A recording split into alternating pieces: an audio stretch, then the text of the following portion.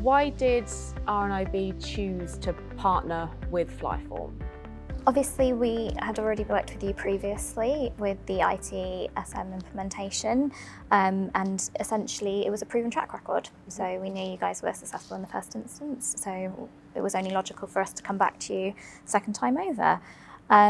We also had exploratory meetings with your sales teams, and just those conversations in itself were really quite beneficial in terms of encouraging us, if you know what I mean. Like you could actually listen to us, and then the demos that you gave actually were really important to sort of selling it to us, so you understood what we actually wanted. That's true, yeah. We felt like that FlyForm understood what we were after and could deliver and meet our requirements. Great, fantastic.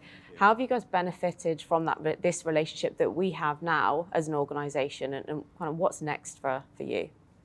Well, I think it's, like I said before, I think it's been very collaborative. Working together, haven't we? And we've had a lot of post-project support, so we've got your managed services team supporting us with, so there was always going to be some enhancements that were going to needed post-project, so we documented those during the project, and they're now like in sprint cycles to kind of get delivered over time to further enhance what we've got.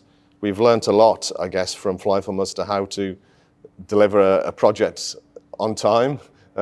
Working quite intensely and quite hard to get that done, and we're going to try and take that forward in the future as well. So what did you value most then about working with FlyForm? Professionalism, really, I think, yeah. We were really impressed with everyone we spoke to, really. We were always treated with respect and also understanding of who we were as a charity. The expertise was just second to none, really. The knowledge of the project was just completely inside out. And it was, like I say, very collaborative. We worked together to make sure that we got the best outcome for the organisation and for the property team, and it worked really, really well.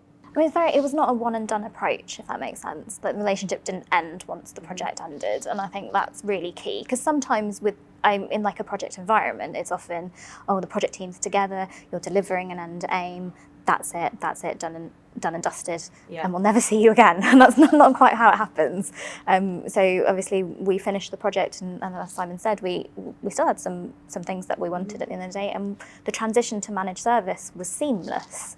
So, as soon as the project was over, the property department had started working with the managed service team, and actually they've just gone through the first sprint cycle. I think it's only deployed last week as well. So it's showing that although you have a one and done product, it's not actually finished. You can continue to build upon it, and then it can change with us as we grow, because departments change over time. Nothing's ever static. So absolutely.